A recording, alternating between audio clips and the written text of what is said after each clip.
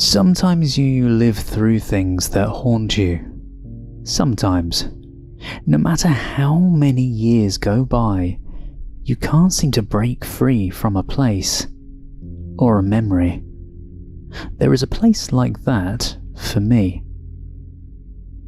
When I was in the 6th grade, my family moved to a place in the sticks. It was a place called Falling Water. The drive-in was breathtaking. Watching the stream cascade down the rocks was the best part of going home. But there was always something off about that place. Our home was a trailer, situated in the bottom of a mountain on a 17-acre field. The property was wonderful. It had all the redneck things a young country kid would ever need. An old barn, a shed, and a dog pen surrounding it, a creek with a fish pond, and old derelict vehicles strewn about.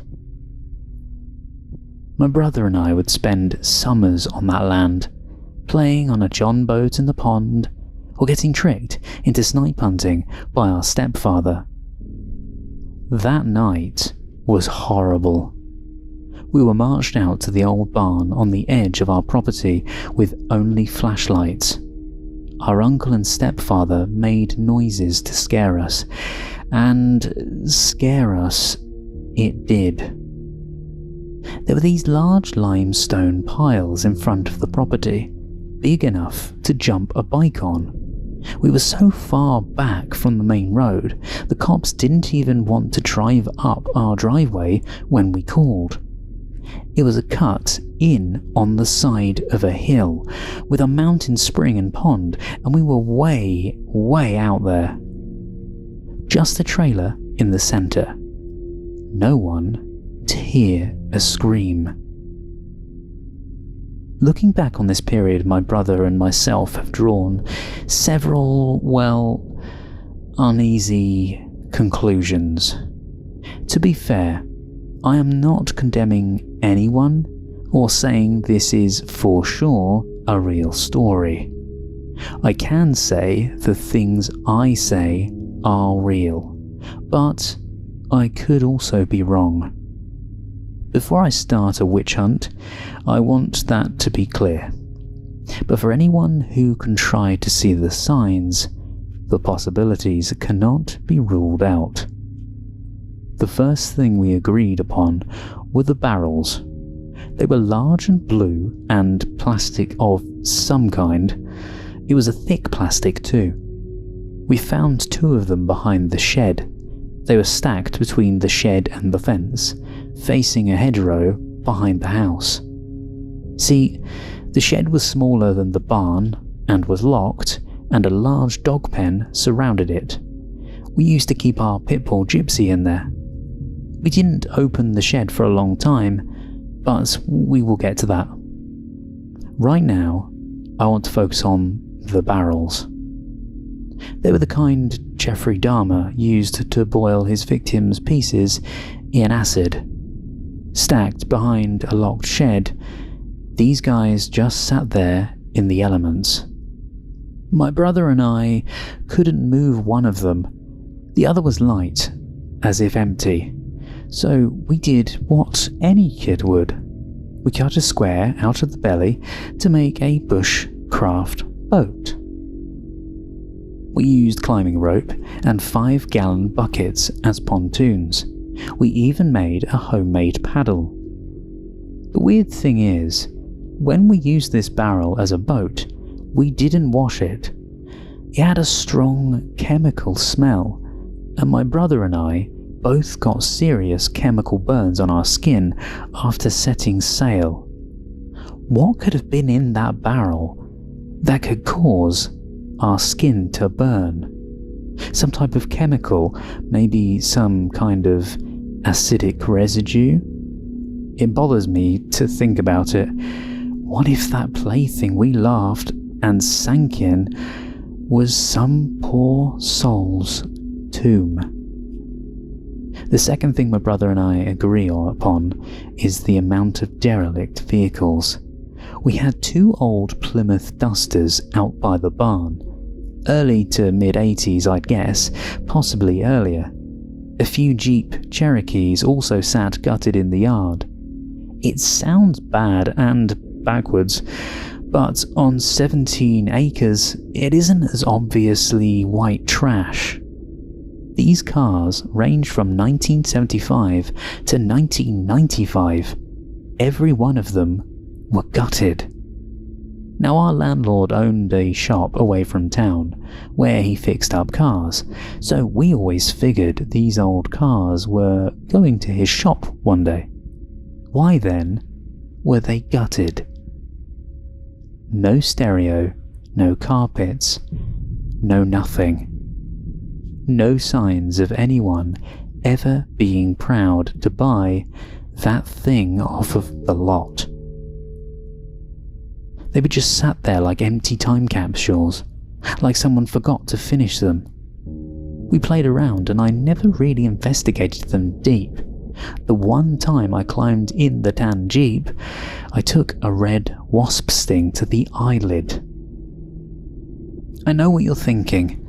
It is probably just my imagination running wild. It is most likely me seeing signs that I want to see, rather than what is. That is very likely, and to be honest, I hope it's the truth. It could just be a dark time in my childhood, and my brain is remembering things wrong. I hope all of that is true, but in my heart, I know I am not mistaken. The shed. The shed in the middle of the dog kennel. It was newer than the barn, much newer in fact. It had a master lock on the door. It was weathered, but nothing a gas-powered pressure washer couldn't fix. It is the shed with the barrels we found. It is the shed we busted the lock on. Inside this shed were several road signs, caution signs, no parking signs, and even a stop sign. There were also milk crates of belongings. I mean, 8-tracks to cassette tapes, to CDs. Rod Stewart's greatest hits was among them, and clothing. From the 80s to the 2000s, there were men and women's shoes, jackets, and windbreakers. CDs and tapes like things you would find in a car. There were also suitcases. Why would all this be locked in the shed, surrounded by a dog kennel with big blue barrels out back? If these belongings were the landlord's, wouldn't he have taken them? Why leave them here? Why lock them away? Did these items belong to other people? Did these items come from those cars? Speaking to my brother recently about how this haunts me, he gave me some disturbing intel. Apparently in the Falling Water area of Tennessee in the 80s and 90s, there were people who went missing. My brother also reminded me of the mounds and how the landlord wanted to build a house on them. The mounds were, as best as I could guess, limestone. Chipped pieces, like many dump trucks, had come and gone, filling the prairie with sedimentary rock. Layers and layers filled mounds around 5 acres of the property. I remember jumping on them and wishing I had a dirt bike. One summer, I set the entire area on fire.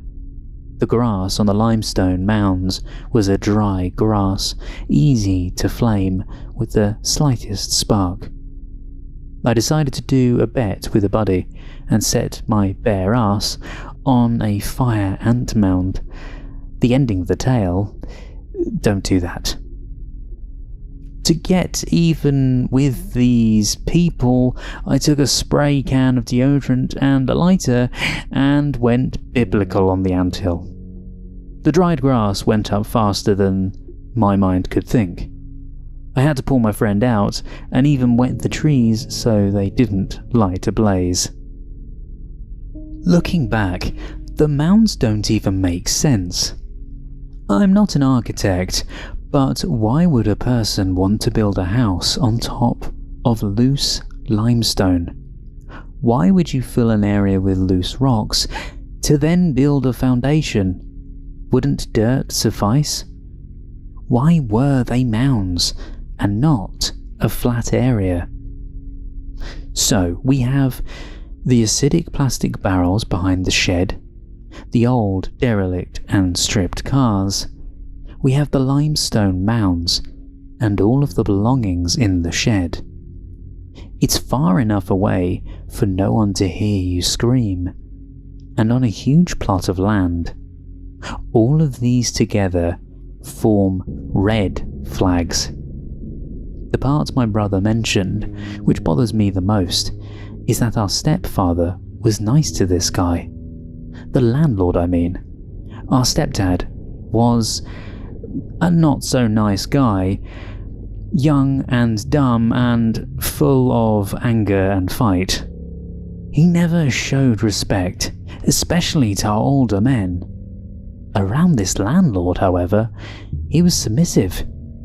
It was like he was scared or put off. However, it goes down. I keep having nightmares about this property.